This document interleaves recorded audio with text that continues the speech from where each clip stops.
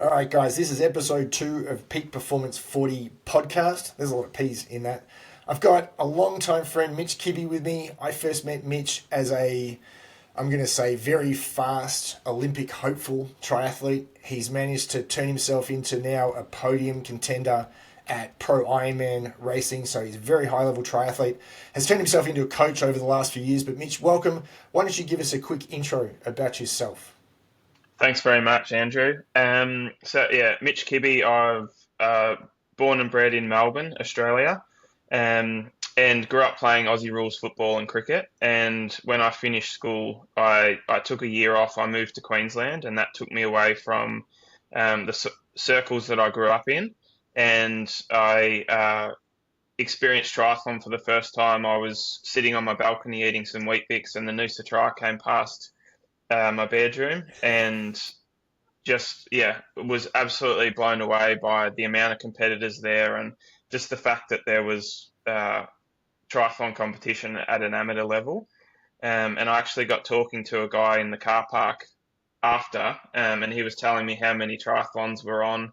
And they're all over Australia, and this was back in 2007, and I really had no idea that that was out there. So I'd only ever seen triathlon on TV at the Olympics to that point. And yeah, just pretty much instantly fell in love with the sport, and moved back home to Melbourne and went to university. And from day one at uni to my last day there, I'd moved from a very new age group triathlete to qualify for my professional license by winning the Australian Amateur Championships, which was in 2011. So ever since then, 2012, I took my professional license, and I've been competing around Australia and all over the world ever since. And yeah, really, it's been the best part of my adult life as a triathlete, and it's really taught me pretty much everything I know about sport and about being a grown up. So yeah, I wouldn't trade it. It certainly hasn't been a smooth passage. But yeah, the lessons that I've learnt have, I think, really set me up well for what's to come. And now with coaching, I mean, you've obviously got a split of all kind of age ranges there. What do you think is like percentage male female, percentage of, let's say, 20 to 30 year olds versus 30 to 40 versus 40 plus year olds? What's the breakdown of your customers look like? So the triathlon team that we have is I4 Coaching, and I would say we're a fairly like advanced coaching group, not necessarily an elite group, but we're not necessarily people's first port of call in triathlon. So typically, someone who will find us has spent a couple of years in triathlon. They might have come from a sort of a social club background, and now they're trying to uh, find a way to just take the next level. And that's sort of where we meet most of our athletes. We've got it's probably 70-30 split between men and women that we coach. And I'd say most of our athletes would be 35 to 40 and above. So we've probably got a range between 21 and 65 in our group at the moment. But I'd say, yeah, the heavy bracket would be between sort of 40 to 50. That's sort of our most common group of athlete. And The When you go into transition and you see the bike racks, it's that men's 40 to 44 and 45 to 49. They're the nicest bikes always. yeah, I think so. And it's really it's sort of a snapshot of how life goes to that point, because I guess for a lot of the people who are late teenagers, early 20s, like we'd love to work with them, and I'm sure they'd love to have us coaching, but just financially, they're not set up for that to be a sustainable option always. So it's one of those things. Triathlon is something you can have fun with for a year or two, but to really find your best results and to come out of yourself, you really need to be able to spend sort of 5 years or more in the sport. And it just, you have to be able to find a financially sustainable way to do that. So, um, yeah, that's pretty much why we find a lot of people who have been maybe active in their junior years, and then they've gone through a period of inactivity, and now they've come back and found triathlon maybe in their 30s, or once they've sort of had a family and established themselves with their partner, and then they come back into to triathlon and they sort of find themselves as an athlete for a second time, and that's really great to share that part of their journey with them. I think that's actually very similar to me. I can't think of a single customer I've got right now where I'm the first trainer. Like, they've gone and experienced some other stuff. Like you said, maybe they've, from a workout perspective, rather than like a social club thing, maybe they went to a group fitness gym like an F45 or something, or they bought a couple of free workout plans. But then they start looking for something a bit more, and they eventually come across someone like me. And same thing, the main reason I don't have customers who are younger is they just can't afford it. Yeah. And I would think for triathlon, wetsuits are one thing, but there's a big difference between $1,000 wetsuit and a $10,000 to $15,000 bike. I mean, some of the tri bikes are, like they're getting up there in cost, and I mean, for cycling, it's a little bit prohibitive these days for younger people to get into, particularly with this mindset that if I don't have that bike, I can't be competitive. Although I doubt you started on a $15,000 bike and you seem to have done okay. No, I didn't. I was lucky to pick one up out of the trading post, and that got me a couple of seasons. But yeah, I think I've been really fortunate to have some support from many people around me that's just allowed me to reduce the costs of being in the sport. But I think when I first started, I think it was probably the best thing that I was able to understand is that my path was going to probably be a longer one than maybe what some others, and particularly nowadays we're seeing like 22, 23-year-old world champions. And while I initially thought that was going to be my path, I think I soon realised that it was going to take me a little bit longer to move through the steps. So from the start, I was really aware of what I would need to do to make it sustainable. And basically, the first 5 years of the sport was just how can I do this and make sure that I'm turning up on January 1 next year and ready to do it again for another year. Um, Well, why and don't we talk about that? What's the big difference between how you trained when you started versus now? I mean, you got to excuse me. I figure you're mid 30s now. yeah, exactly, 35 now. So I started Yeah, but you training, started at 20. yeah, 18, 19, I guess, was my sort of first taste of triathlon. Um, And I guess, like many people, and one thing as a coach now, I can see it in people when they have the same sort of attitude and desire as what I started out with. But you look at triathlon and Ironman as this just hard, grueling, like all-encompassing sport, and you think that to be a good triathlete, you just need to bring effort and intensity to every single session, and you should basically wipe yourself out day in, day out. Um, and Oh, there's it's a the lot of KOM mindset where you're always trying to beat your Strava segments. Yeah, and I think the YouTube revolution certainly fed that with some of the more notable people being the ones who just do all the hard things and basically show footage of them crushing themselves. And so I think um, that was always something that I felt like that was the easy part for me.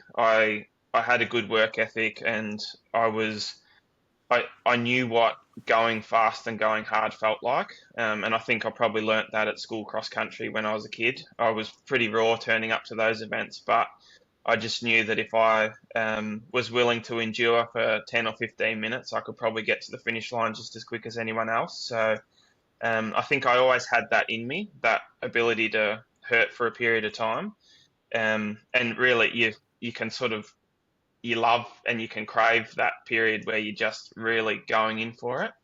But I think in my early years, I really went for that too often.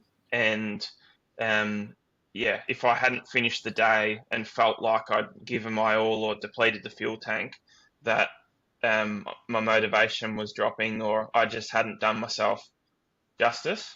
Um, and that probably really came out the first. my first international trip when I went to America. Um, and I sort of got on the plane that year, and I had a bit of a niggle on on my Achilles when I was getting on the plane, and I just remember being quite concerned about it for the 25, 30 hours of travel to get over to the east coast of America. And I was just really unwilling to give myself the time to look after myself. I didn't have the maturity to think of how long I had in the sport, and really just wanted to hit the ground running as soon as I got there, um, and probably just prolonged a bit of a niggle like that. But I ended up full of motivation and just full of enthusiasm getting off the plane. I really just went for it for about 3 weeks. The first 3 weeks I went over there, did some amazing training, um, like really got myself going. And then I remember it was a time when the 2012 Olympics were on, and I pretty much didn't miss a minute of that Olympic Games because I was so cooked. I was stuck on the couch, and I was exhausted, and I was sort of That's the big take waking up. game plan. Yeah, so I just went too hard too soon, and yeah, I would wake up in the morning with all these intentions to go and do a great amount of training for the day, and it just wasn't possible. I just, yeah, could hardly even lift my chin up, let alone go for an hour run. And then I think mentally that was really hard at the time because I was over there effectively by myself, and I didn't I didn't have the dialogue, the internal dialogue, to sort of work my way through it. Um, and so that was a bit of a Do you stressful time, think? and I basically, I was going to say, do you think that's a byproduct though? Because you were training for Olympic distance early on, which is a yes, very different style of training to the racing you're doing now. Do you think that was a byproduct of? I mean, because Olympic distance racing, from a triathlon perspective, for people who don't know, is like a drag race. It's. I mean, triathlon's the only sport in the world where the shortest distance is called a sprint, and it takes an hour. yes, yeah. Like normally sprints are very, very short, but for a triathlete, an Olympic distance race is very, very fast, and the training for it, a lot of threshold work, a lot of track running. I mean, it's much harder on the body physically than Ironman, which is usually why Ironman guys seem to have better longevity. So is that one of the things you think has been really useful for your longevity? Is actually changing distance? Uh, yes and no, but I would say probably just listening to the advice that I had from some really good people. I'm not necessarily the person who learns a lesson once and then I know it for good. I've probably had to learn it a couple of times and then really truly understand um, on a deeper level of like why and what's actually like what's led to those specific circumstances. And it's never as black and white as what we think it is.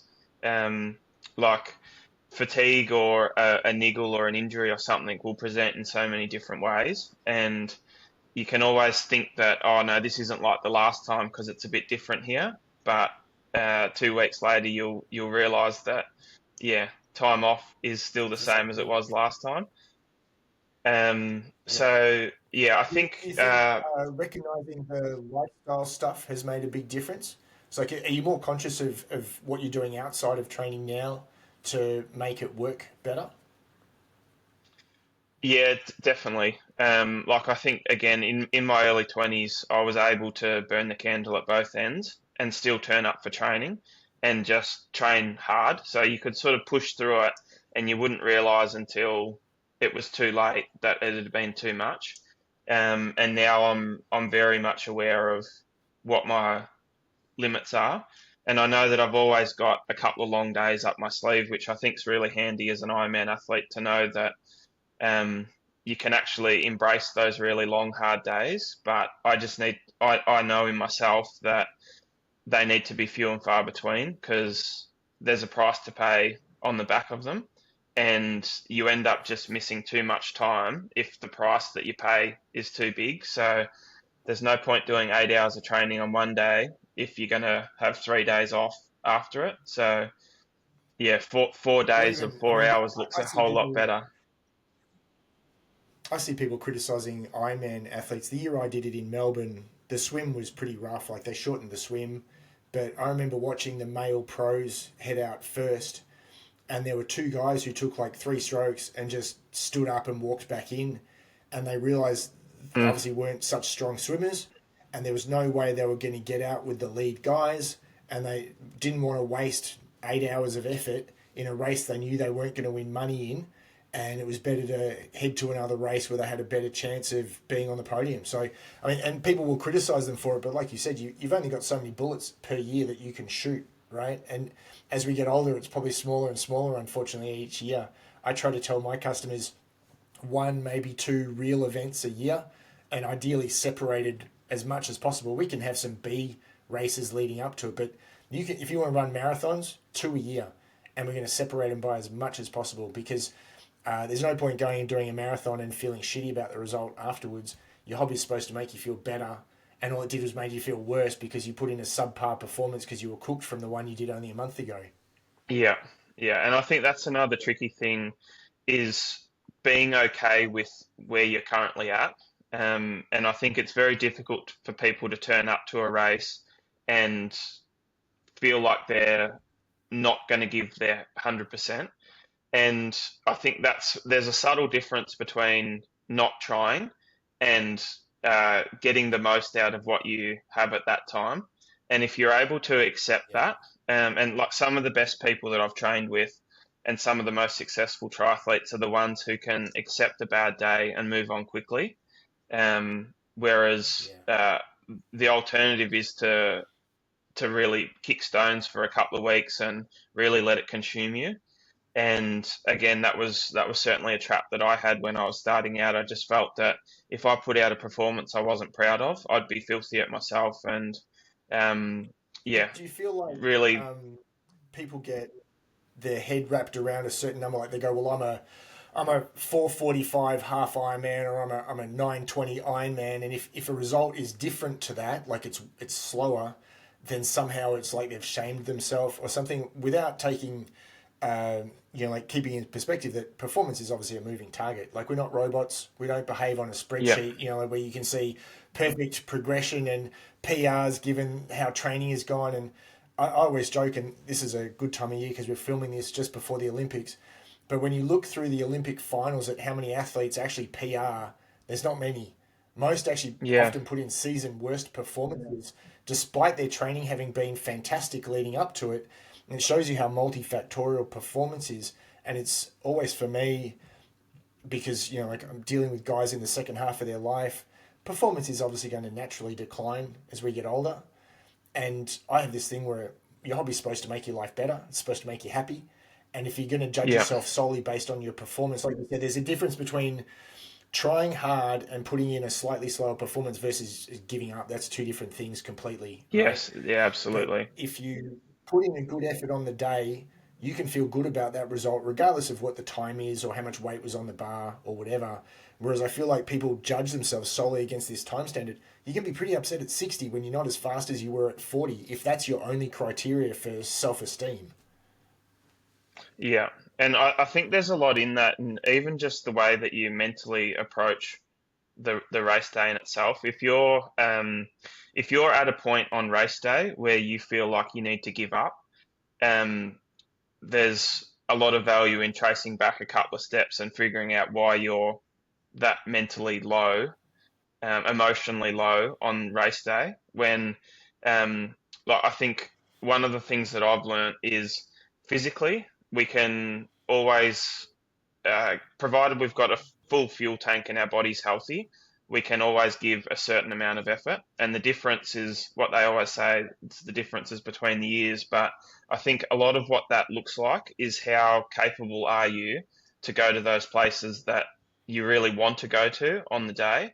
And it's how you want to engage with the race and how you want to respond to situations where there's a competitor taking the race up the road, or yeah, the field's attacking you as you go. And if you're in that space where you'd like to be, you love that. That's what brings out the best in you, and it's what excites you and brings you up to your best level. Whereas if you look at that and you're on a day and you go, oh God, come on guys, why are you? It's only early. Like, why are you being so aggressive now?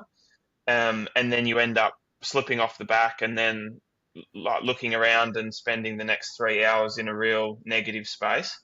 Um, so I think that's particularly coming into a race. That's the sort of stuff that I like talking about with my athletes is making sure there's going to be Yeah. no I, surprises on race day. I think Yeah, that's actually a really good segue into the next thing that I wanted to talk about, which is like your basic coaching philosophy. I think people get really tied to, well, I'm a polarized guy or I'm a sweet spot guy or I don't know, like I'm a Tabata guy or something. And I always just say like I'd rather be a results guy than a like a brand name guy. Like from a diet yeah. perspective, I can think of various times I'd tell people to fast or to eat ketogenic or even maybe to go all vegetarian. But maybe I wouldn't tell people to do those things long term. They've all got a specific purpose to me. So, how would you define your coaching philosophy? Um, yeah, I certainly wouldn't put a label on the way that I go about it. Um, but I think genuinely, I would like to build strength, rhythm, and technical efficiency over time. And I think like the condition component of what we're doing in triathlon and Ironman is so important, and the fitness component is something I think can be built very quickly. So I'm actually not When you interested say the in. condition component, what do you mean by the condition component? So if we were to separate cardiovascular fitness and muscular strength, I would much rather Yeah. favour building the muscular strength and the movement patterns and the way that our body actually absorbs the load and the sort of ergogenics of how we're moving um, over just trying to do things that make you huff and puff and build your fitness. I think that's the sort of long term versus short term thing, and quite often the fitness, cardiovascular fitness, for you to get your best, it's going to be a byproduct of doing all the other things well. And I think particularly in triathlon where we're using different muscle groups, but we've only got one heart, and that heart is doing all our beats for us. So if we go to intensity for that, just time and time again, like the 3 times a week on the run, same for the bike. Every swim, we want to have a little bit of intensity to make sure we're not going backwards. I think we can very quickly get to a place where that cardiovascular system is just going to be quite unresponsive. So I think the most important thing is that we're able What would be to, the signs of that? I mean, straight away when you say that, I think of people trying to push a certain power and seeing their heart rate not come up, or maybe being on a hill climb and their heart rate doesn't come up, and so then they again finish the session frustrated, saying, "Oh, well, my pace was down or my power was down or whatever." But that to me, like as soon as you said that, I'm like, that's one of the things I notice quite a lot if I'm heading towards being overtrained, is like for the same effort, my heart rate isn't there, or I can't actually even get to the same effort. Like the body's clearly going, I'm going to protect you. I'm not even going to let you get close to accessing that yeah. range. Is that the sort of thing you're talking about? Yeah, definitely. I think that's one of the shorter term signs that you'll notice, and I think that's more often than not just a sort of short term calorie gap in the what you're asking your body to produce versus what you're putting back in, and also what your system's able to metabolize and then sort of put back into the energy pathways. And so I think that's where there's some correlations between your VO2 fitness and what you can actually the volume that you can put out over the week, because your You're saying system can higher only VO2 process. equals ability to withstand. Sorry, you're saying higher Yes, VO2 equals more ability to withstand higher training volume. yeah, there's a correlation between VO2 and volume that you can tolerate, and that's very closely linked back to the calories you consume. Because if two people, one with a very high VO2, one with a low VO2, did the same training and the same intensity and ate the same amount, the person with the higher VO2 is going to be better placed to continue training more, because his system can just process those calories and and move on with the training much better. So I think when you see you go out for a session and your power's 20% off, your heart rate's just non-responsive, I think quite often that's just a sign the fuel tank's very low.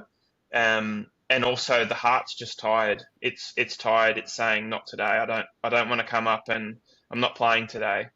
Um, and I think that's something that you really need to be careful when that's presenting, because if you uh, go to your mental power and your mental resilience and use toughness to overcome that situation, um, that's when the perceived effort of what you're doing for the day is going to go through the roof. And good luck getting up tomorrow and the next day to do that over and again. And that's where we end up digging the hole for ourselves. And then over the longer term, that's where we get some sort of hormone discrepancies, and leads to things like too much cortisol and adrenal fatigue and that sort of stuff. Um, so yeah, often the the amount of fuel that we and the way that we consume it and the time we give it to be absorbed by our body is one of the major factors in how much volume you can actually do. Yeah.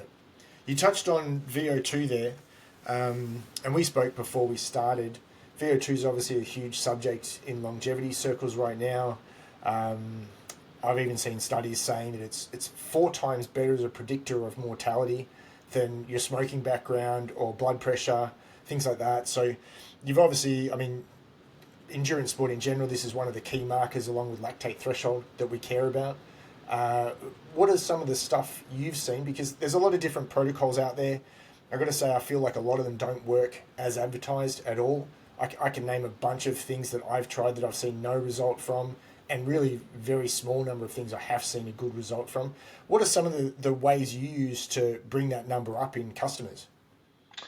So I think that's where a lot of athletes, well, every athlete has a preferred method of training. They sort of have their default setting as to if you give someone an hour allocation of the day, how they're going to spend it. And some people would much rather just go out at low intensity and just spend the hour cruising around.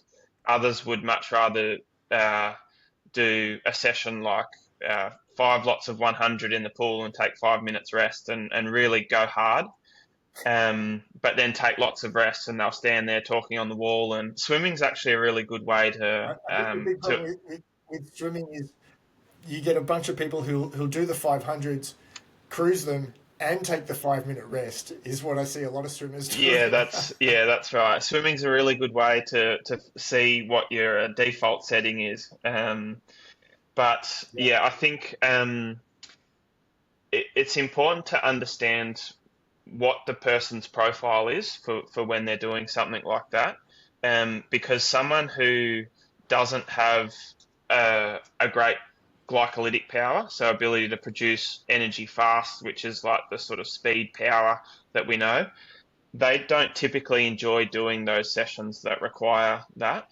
And so I think what I try and do is find a way to feed them what they need without them really knowing that Yeah. that's what they're doing, because that's typically the session on Training Peaks when it comes up in the week that they're going to stare at 3 days before and stare at it again 2 days before, and it starts to play on their emotions, and you create this fear around a certain session in training. So we want to try and find ways to avoid that happening, and just allow you to enjoy what it is, the part of the week. And there's certainly going to be pressure points in the week that we're just going to need to front up and do, which might be like 6 by 2 minutes on the bike at quite a high output, which is really getting you to huff and puff. But I think what I'd be looking at there is to try and spend a period of time with an elevated heart rate, and elevated beyond what that sort of sweet spot threshold would be. So, um, Yeah. yeah, that's a session where we'd want to arrive at the session well fueled. So it should be placed at a point in the week where you're not going to be completely drained from a long ride or a long run the day before. your body's had time to process the fuel that you've recovered with. And you can come out, and ideally you're going to feel pretty good at that point of the week. So you can hit your hard session, do it well, and then you can have sort of 48 hours or more to go back into some more gentle aerobic based training where you're just, again, looking to build rhythm and working on your movement patterns. And that's the sort of transition time that you can use towards your next key session. So there's a software that we've used called Inside, and it's basically a way to create a metabolic profile for athletes. And I think that's really been a great thing for our coaching team to just be able to differentiate between two people who on the surface might look like very similar athletes, and when you go to races they always finish quite close to each other, but what they actually enjoy in training can be quite different, and the way they produce their energy is quite different as well. So one might be a little bit more like your diesel engine tractor, and the other one's a bit more like your V8 supercar. So just being able to That's some, create the metabolic really, profile.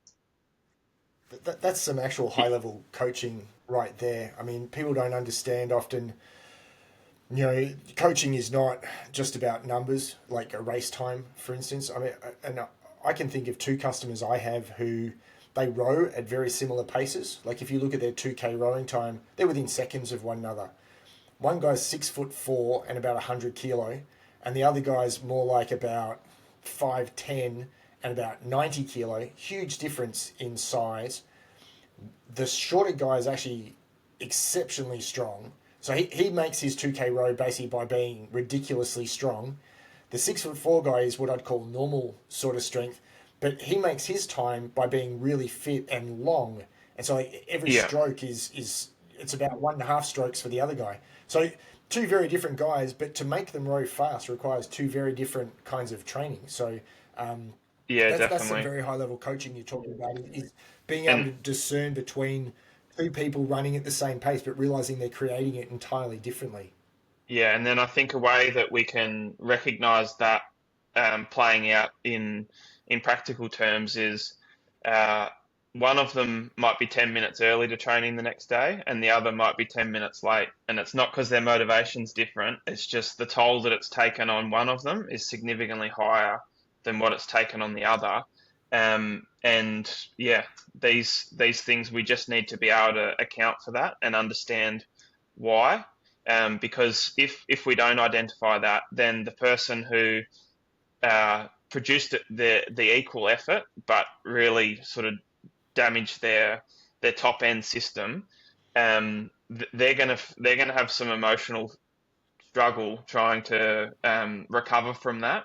And if they're just judging their motivation or their commitment, then they're just going down a path that they really don't need to be. And I think that's where you could probably lose some great people to the sport just because they would say, no, I just can't keep doing that. So yeah, there's a lot of ways that you can see it playing out in the lifestyle. I think I mean, that gets us to a really interesting question. Like when I look at triathlon, you kind of split it between people entering the sport, maybe looking at sprints, then maybe people being a bit more advanced and looking at Olympic distance, 70.3 kind of thing, and then like to Ironman. But I mean, back in the day, I can remember in Australia where you used to have to qualify even to go and do an Ironman. There was only one, there was Foster. And so, you had to hit a certain time in a 70.3 for them to even allow you to go to an Ironman in Australia. And then Ironman realised how much money was involved in just opening it up to anyone who wanted to pay the entry fee. But, the idea used to be that you were a really good triathlete before you even attempted a full Ironman. So if you were looking to set up a week for these people, so we'll call it like the entry level sprint people versus that middle tier versus some of the higher level guys you're talking about, maybe even looking at age group qualification for a Kona or a 70.3 worlds or something like that. Because triathlon it's very difficult. There's three moving parts minimum, maybe plus strength training, all factored around work for age group athletes. how are you structuring their weeks for that? Like, how many sessions is a beginner looking at versus an advanced person? How long are they? How much intensity versus steady state, easy stuff? Like, how does it all look for those three different people? Yeah, there's certainly a lot to pack in the week, particularly if that person wants to see their family for dinner on Saturday night or something as well, and you need to make sure they're in some sort of state to communicate with them when they get there. But I think the first thing to recognise is if that person has the capacity to train in the morning and in the night. Um, so that's where, like, just whatever their profession is, whether it's a 9 to 5 worker or someone who's a tradie going to site at 6:30, 7 a.m. So for those people, like the pools haven't even opened by the time they need to pull their work boots on, so Yeah. they sort of have to train in the back half of the day, which has challenges in itself because you're pretty much turning up to training with 8 or 9 hours of labour in your body before you get there.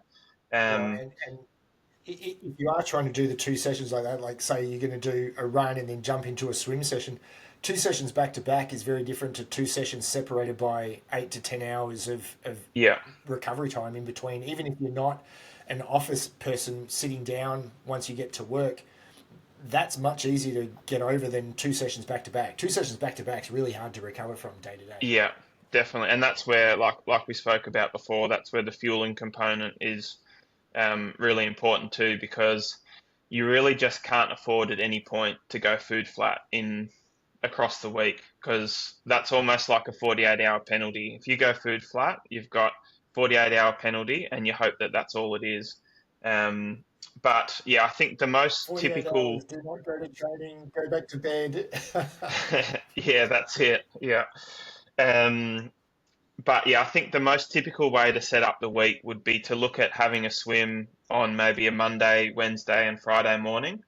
And maybe if there is time pressure, then we probably pull one of those sessions out. So it could be Monday, Wednesday, and hope to sneak one in on a Saturday or Sunday afternoon. But I think if you're someone who needs to spend time improving your swim, I think 3 is a really important number to try and get to. Um, and then if you're just I looking actually to found maintain, four for me was the number. Three yeah, was okay, but four was I really made fast progress with four. yeah, I think that, yeah, and there's a real difference between um, getting in a day, like even if you can swim twice in 2 days, I think the the learning that you get from that second swim, you're not having to spend the first half of that swim trying to remember what you did in the back half of the swim the day before. And that's quite often, like if it's a technical cue or something like that, we've got all these other things in our head. By the time we jump in, we end up swimming 1,000 meters or 1,500 meters before we even remember what that really good cue was and how it worked for us. So I think that's where progression in the pool can take 4 to 6 months. When if you could swim just a little bit more often, you could probably knock it over 2 months. But we need to be able to factor in where do you need to go short term, and yeah, where do you go long term? So yeah, I think three swims a week, if you're trying to improve, is really sort of a minimum. If you get 4 or yeah, even 5, then that's perfect. But again, swimming's a very small component in the triathlon. But again, it's typically something that people fear the most. So before racing comes into the equation, we really want to make sure there's no uh, hesitation or trepidation around any aspect of the race, so that you can turn up on the start line with a smile and bring your best self out. Um, Except for, what was it 2 years ago, 3 years ago, there was a crocodile or a shark or something at Ironman Cairns. I think, That's triathlon in Australia though. yeah, I think there's probably at each year there's never a crocodile too far away from the swim course there, but fortunately, I don't think they've interfered too much with what's going on. But yeah, I'm sure they're out there. Um, but Yeah, So if the bike, so you mentioned there about the swim in triathlon is a relatively short percentage of the race day. I mean, as a rough formula, I always thought that the swim and the run combined was roughly about the bike time. So the bike is the longest single part of the day or race, depending on how long it is. But the race doesn't start till you get on the run. So, like how yeah. do you spread those out for maximum effect? If we need to be on the bike a lot, but we need to be really proficient runners, how do you prioritize both of those at the same time? Yeah, so that's where Ironman racing is such a different animal, because that's really where your competence or your strength and your endurance on the bike has such an impact on what you can do on the run. And it doesn't matter how well you run when you're fresh. If you've had to go to the well and totally empty the tank on the bike, you're just going to be really compromised in T2. And more often than not be really feeling underwhelmed by your performance on the run. So that's where I think it's most important to probably sacrifice a little bit of what you would think is your ideal training for the run to be absolutely cherry ripe for a performance there, and move that back into the bike training just to make sure that yeah, you're not getting off the bike on your last legs. So I think the Oh bikes. yeah, I mean, you need to get off the bike fresh enough that you can run at like your at least your slow run training pace, right? Like Yeah, you got to exactly. be fresh enough after what's that like 5.5 hours that you can still run it at a reasonable pace. Yeah. That would be my definition of a very successful debut Ironman, is if you could go out and complete the run leg at the at your aerobic training pace that you would complete your weekend long runs at.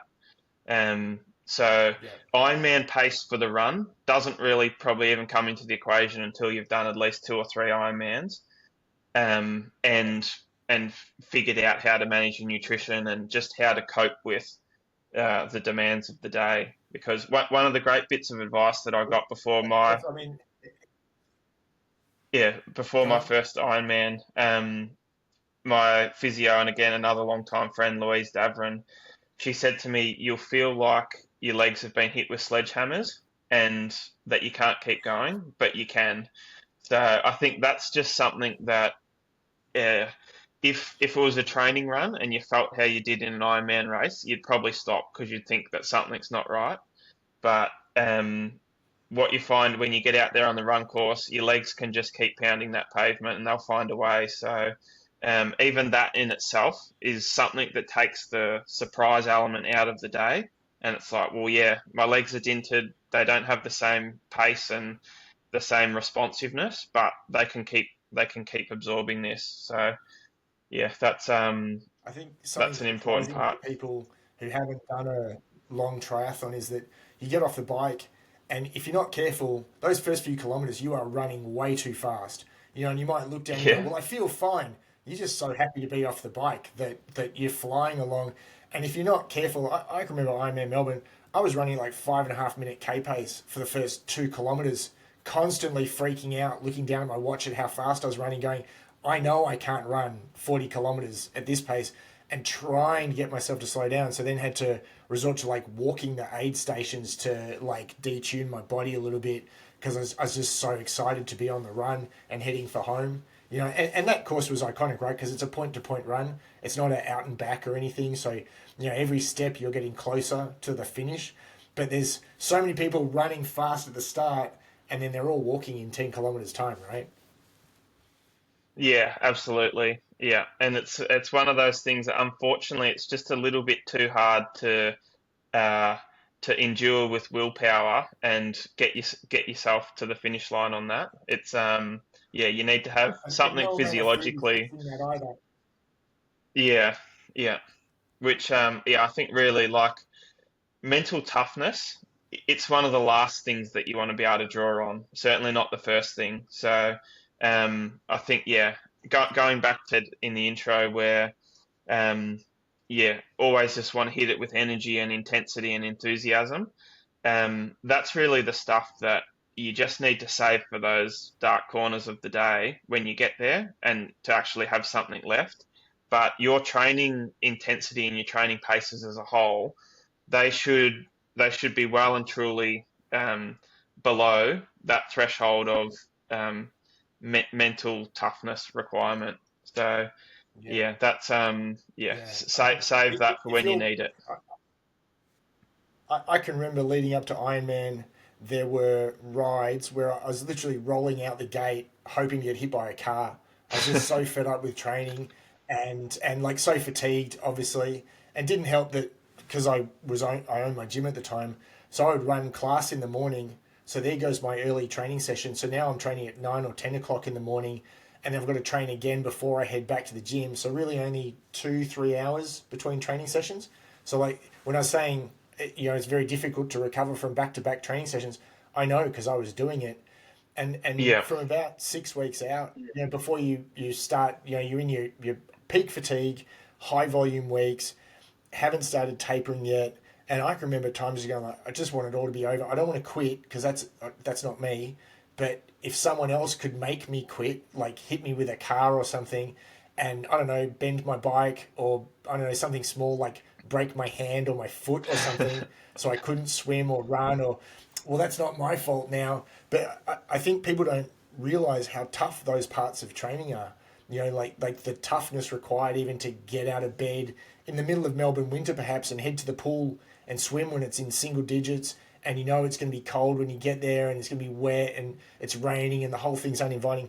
That on its own displays tremendous mental strength just to get out the door and go train in the first place. yeah, absolutely. Yeah, and it's such a shame when that is the result of the training that you want to do because it's really um, it's not fair that you've put in all that time and energy and effort and motivation, but there's really most of the time it's we just tend to forget that we like ourselves as a person when that's happening, and we just make ourselves a sucker for punishment over and over again. And what is neglected is the way that we care for ourselves. And I think that's just one of the things. Everyone's got a slightly different need for how they protect themselves. Whether some people just need some social interaction to sort of bring their personality back out. Other people, just need a day off. They just need a full day off to reset. And someone else might just need a massage or a bowl of pasta or something, and they're back onto it. But yeah, just to be able to understand what your sort of resets are and how you can like if you can go from being right on the edge physically and mentally, and then know that you've got 48 hours. If you've got 48 hours to bring you back, how are you going to do that? And I think there might be certain times in like a 12-week Ironman build or something that you just need to stop everything, uh, activate your reset strategy, and just take 48 hours to come back because there's absolutely going to be no fitness loss there. And all you'll find is you just come back and you can actually achieve the sessions and the power outputs I and think that what you'd takes a like lot of to. experience and good communication, not just from the athlete, but the coach working as a team. Like a lot of athletes probably won't voice that because maybe they feel like their opinion's not valid. A lot of coaches might tell them they don't know what they're talking about. Um, so, like having a coach athlete combo that has that trust in one another, that, like I can trust you as an athlete that you're doing the right thing and you're giving me valid responses to stuff. And you can trust me as a coach that I'm not going to just crush you mindlessly. Sometimes I might have to, but it's always, like you said, that there's a purpose to it. I'm not just like beating you down just because. Um, Yeah. like old school, And like those workouts designed to get someone's respect. Like I don't think you need to do that in training. yeah, and I think that's where it's a little different. Like for many years, that was what produced gold medalists at the Olympics, particularly in sports like swimming and running. It was how Yeah, much can you that's old endure? school Brett Sutton style training, isn't it? Yeah, yeah, and again, it works for some, and it produces some really great champions. But for I others, think it won't produce work. a short-term champion. You're not going to find someone who's got great longevity with that training approach. That training approach, like you said, it'll work with some people, but they'll be here and gone. They'll be like the people that, and Chrissy Wellington's a great example, came into the sport, rose to prominence, smashed everything in sight, and was gone almost as quickly. Like she was only in the sport for a Yeah, handful of years. Um, yeah, whereas you can see someone like Jan Rodino as an example, who's been around forever. I doubt he trains like that very often. yeah. Well, yeah. In the past, I know I've certainly been in the middle of some sessions, and I know full well the direction it's heading. And it's like I think today's not the right day. But if I'm told that no, this is what we're doing, some stubbornness in me will almost say, okay, well, I'll show you what happens if I keep going here, and you commit to the session, and then at the end of the day, you get through it. It's terrible the last 20-30% of the session, but you do it, you endure it, and then really the only one who pays the price for it is you at the end of the day, because 3 or 4 days later you're left licking your wounds, not wanting to turn up to training. Um, but then it's a fine line again, because a lot of the stuff that actually makes you good is the stuff that there's no hiding from. You've just got to turn up, and you've got to um, endure and absorb the time that it takes to do it, which is like a swim set, like swimming 50 100s on 20 seconds rest. It's like you can't escape that session. You've just got to sit there and you just got to do it. If you speed up, it's not going to be over any quicker because you've got to take the same amount of rest, or if it's a fixed time cycle. But they're the ones that are really beneficial for long course triathlon racing, whether it's a half or a full. It's still an event that lasts for hours, and you just need to be able to sit there and understand how to uh, just navigate your way through a, a period of time that feels like it's taking forever. And I think that's, for me, is a really good indicator of how ready I am to compete, is how patient I can be in my training sessions, and yeah, my ability just to sit there and just almost fester in the feelings that you've got, where you desperately just want to get home and put the toaster on and have a warm shower, but you've just got to sit there and you just, yeah, lock in. And I think that's the thing that particularly triathletes who are quite keen to find a gadget that's going to give them a shortcut or give them some more information or keep their mind occupied. I think that's where there's benefit in removing those and actually tuning in to what your thoughts are telling you and getting to know that side of yourself. Because come race day, that's all you've got. You need to be able to understand um, how you're going to deal with those thoughts on race day. Yeah. Now, it occurred to me, and we haven't talked about this. Obviously, fueling plays a big part in this. You're able to take in more calories on the bike than you are on the run because your stomach tends to be a little bit agitated when you're on the run. Can you talk about how much fuel you can get in per hour on the bike versus the run? Yeah, so again, it will be dependent on what your gut has been able to tolerate in the past, and maybe how experienced you are with sports nutrition and the certain types of uh, mixes and makeups that you can get. But for a long time, 60 grams of carbohydrate was sort of considered to be the appropriate amount, um, which would give you some energy, but um, not disrupt the gut. It's not even close. And yeah, if you have a look at the amount of carbohydrate you'll burn at a race intensity, it could be somewhere around 250 to 300 grams an hour at race intensity. And so if you're looking at a 4 hour event, there's no way you can fuel that across the duration. And so we also need to factor in what our starting balance is, what our level of fitness and condition, like we said before, with the VO2 dictating much uh, how much our body can process. That also has quite a correlation to how much what size is our fuel tank? So, and then also what size are our muscles? How much storage capacity do we have in our muscle glycogen to be able to contribute to the balance of our starting fuel tank? And then when we look at the interplay of intensity and duration, we're really trying to do a mathematical equation to figure out how we can make our carbohydrate stores survive from the start to the end.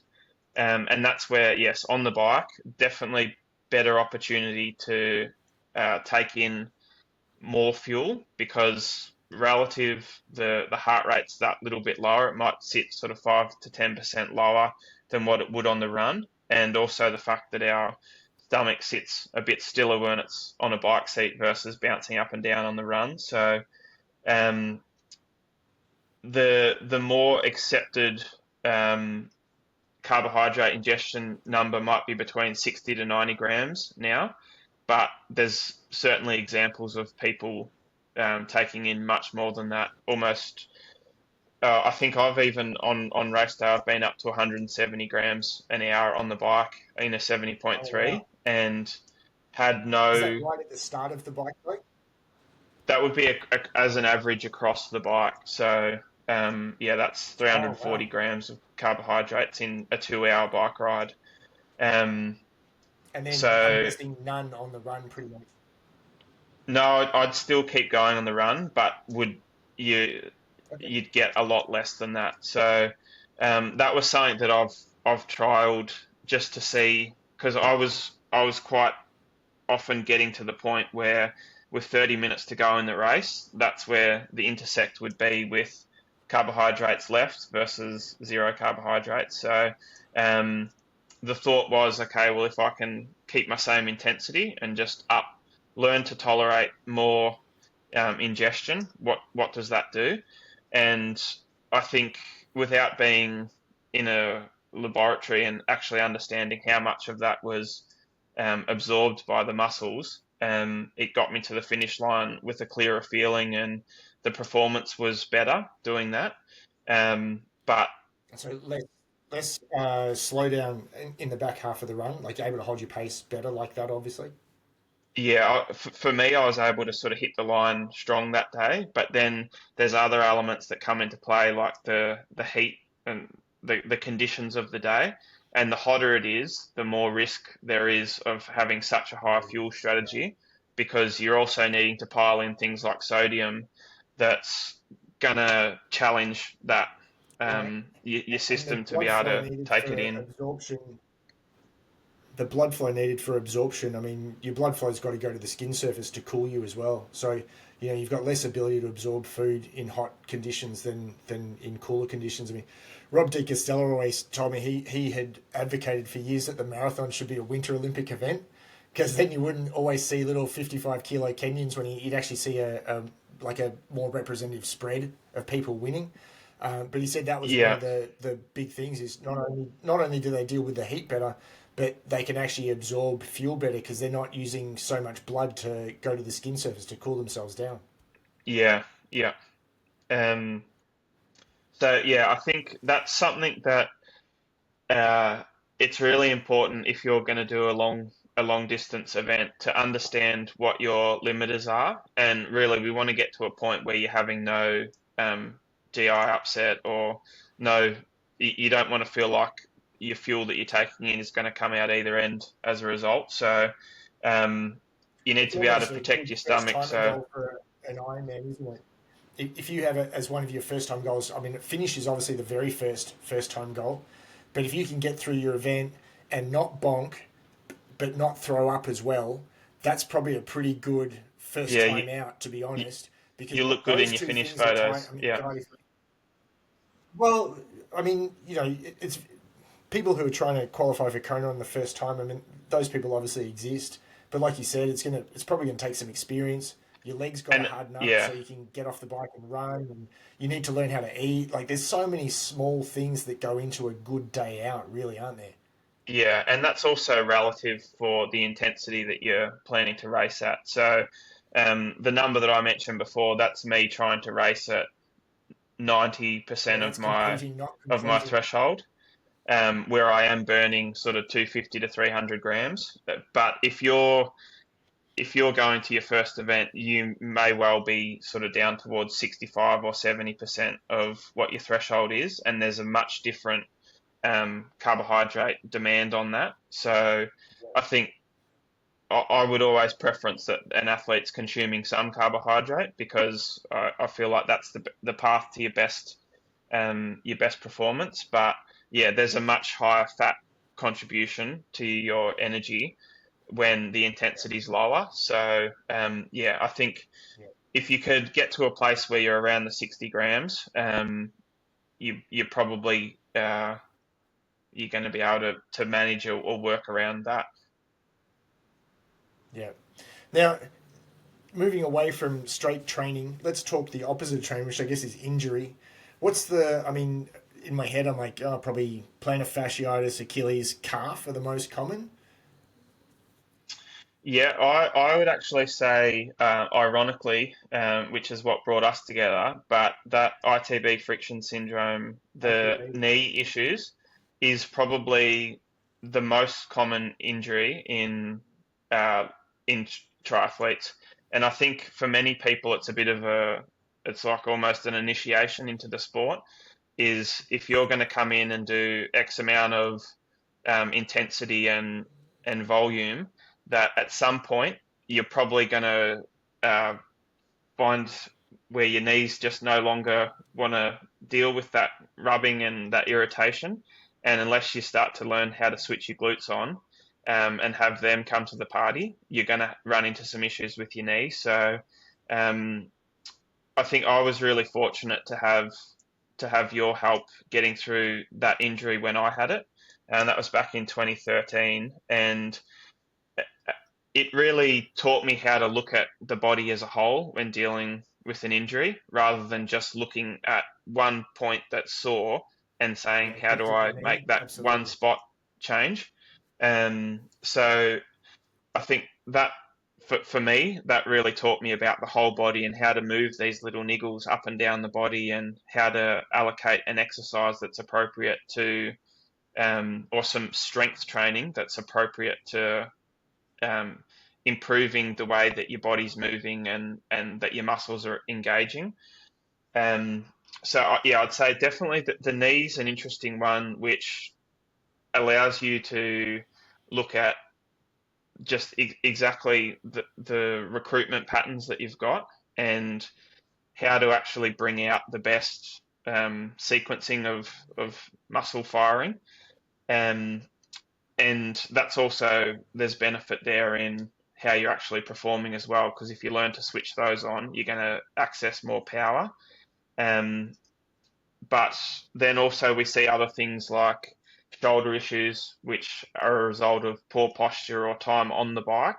And then when you jump in the pool and you're trying to swim, often you're getting into a poor postural position in the water and putting a lot of force on those shoulder joints. So that's another common one that triathletes will get.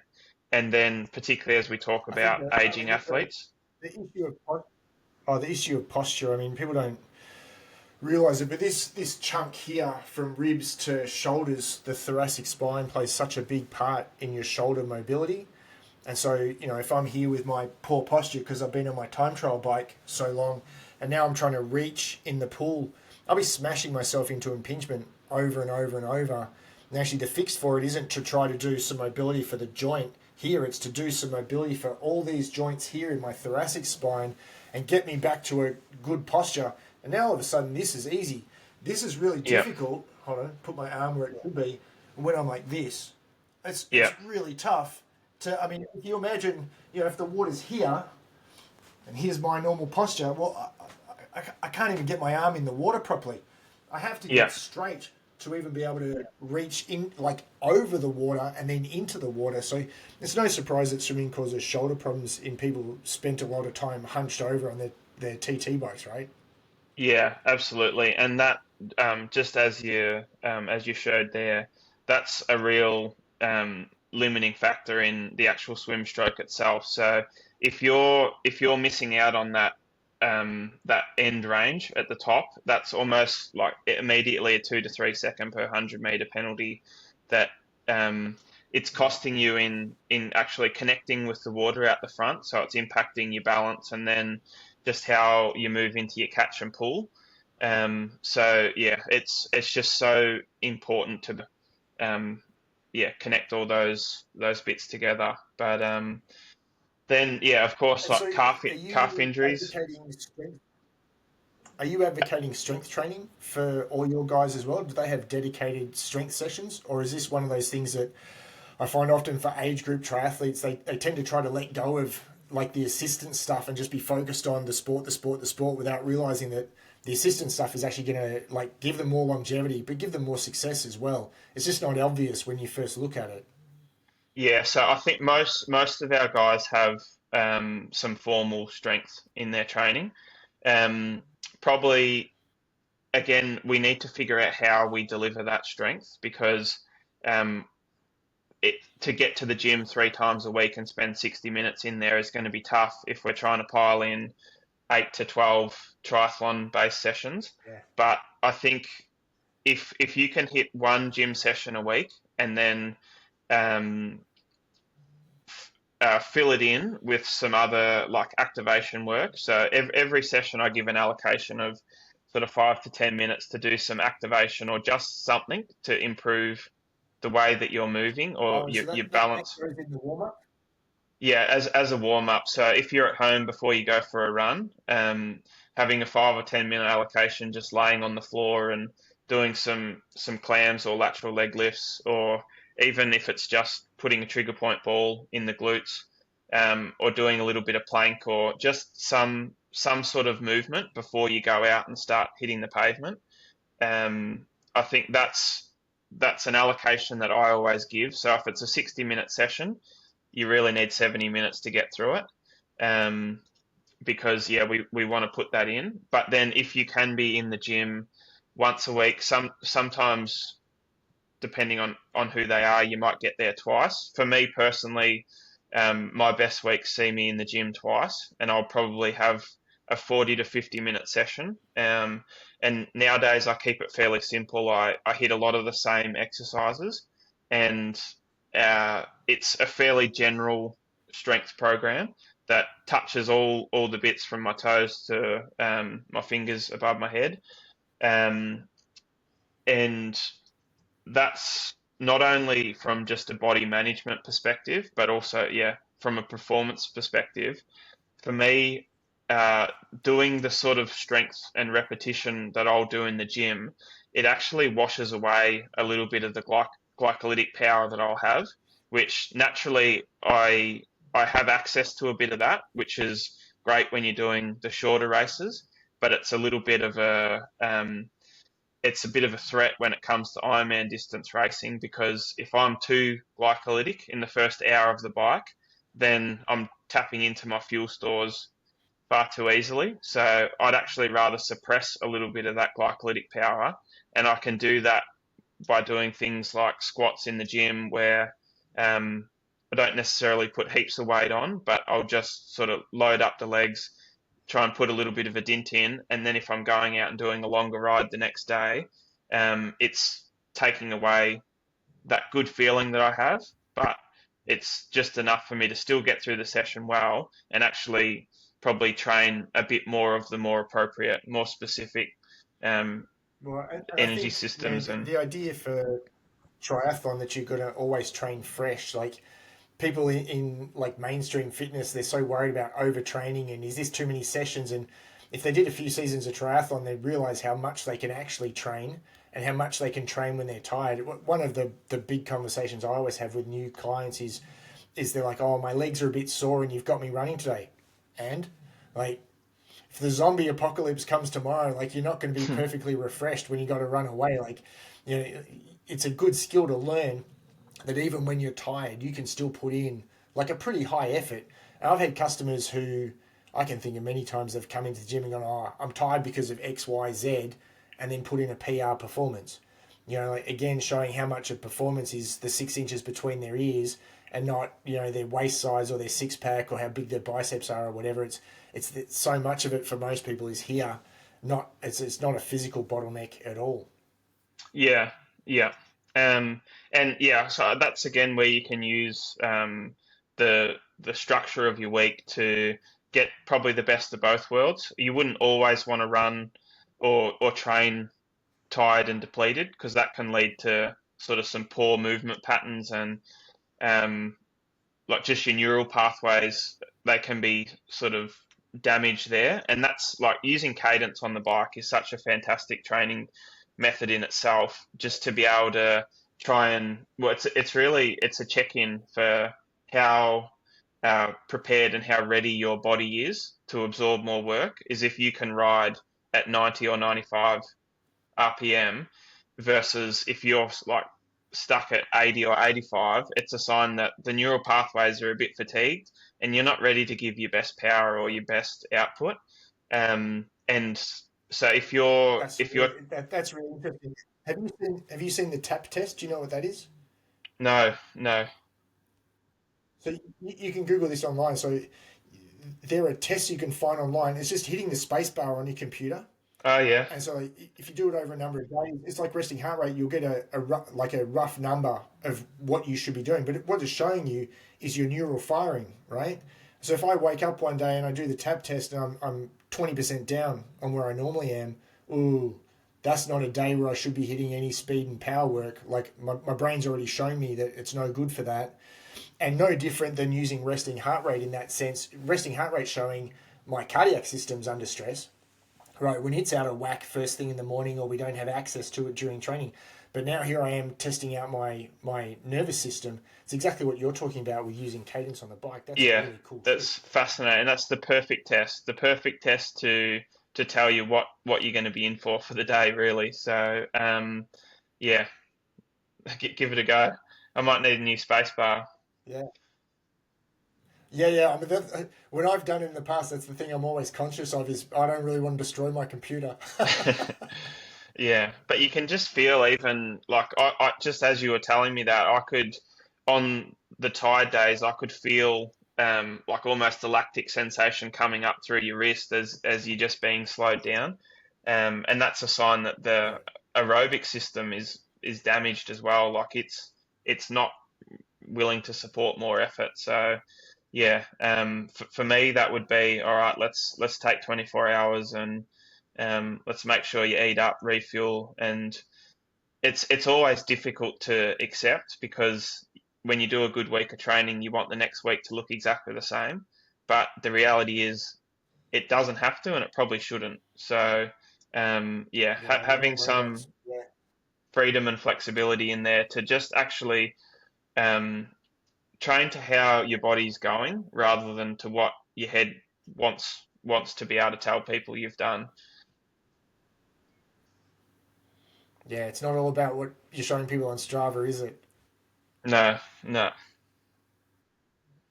I'm one of Yeah. those. Hey, Mitch, I want to thank you very much. I was just going to say, I'm one of Go. those ones that only shares a Strava session if I've got a KOM. So um, the Yeah, I stopped using it completely. yeah, how few sessions you'll see of mine is represents probably how few days that I actually feel amazing when I'm training. So um, yeah, Yeah. Yeah. I mean, and that's probably something most people don't realize is, you know, pros don't feel great all the time. Like the goal is to turn up at a race and feel great. Like you're not trying to win training, you're trying to win the race. And that probably means that there's a number of days leading up to the race where you probably feel pretty average, to be honest. yeah, absolutely, yeah, yeah, definitely. And the key is just to not Yeah. let those days get to you and um, compromise what could be a great day on race day for having had the rest. Well, I think, you said it before, but I mean, you're not your race result. I don't want to go all fight club on people, but you're not your race result. You're not your bike. You're definitely there's more complex human stuff going on there beyond just what we do in triathlon or fitness in general. So keeping sight of that as well probably should be part of being a healthy athlete long term. I mean, I can't stand when I see guys in my age group. I mean, 50-year-olds talking about, like race results, like they're the most important thing in the world. Like, don't you care about your kids or your grandkids, or like how you did at work, or your relationship with your wife, or there's a whole bunch of other stuff that's probably got more importance for the rest of your life than a race result does. Yeah, yeah. Perspective's everything. Yeah. Anyway, Mitch, thank you very much for your time today. If people are looking for excellent triathlon coaching services, i4 Coaching is where to go. Is it i4coaching.com or .com.au? .com.au we are. Yeah. There we go. And Mitch, I've known Mitch for, man, you said we met in 2013, so I've known Mitch for 11 years now. And, it's been awesome watching you go from high level athlete now to both high level athlete and high level coach. So, it's a really interesting journey. I feel like a lot of athletes don't make great coaches. They lack the emotional intelligence to connect with people properly and understand that not everyone has the same genetic gifts that allowed them to become pro in the first place. So, I mean, like for me personally, I love seeing that happen. So, yeah, congratulations on not just being a good athlete, but on becoming a great coach too. So, I think that's a really cool journey. Yeah, thanks very much. And yeah, I've really valued our friendship over the years, and it's great to have some good advice only a text message or a phone call away. So yeah, I'm looking forward to having the podcast in the rotation for the week. So all the best with that, and yeah, look forward to catching you up next time we do. Great. Thanks, Mitch. I'll talk to you later. Cheers. Hey, don't run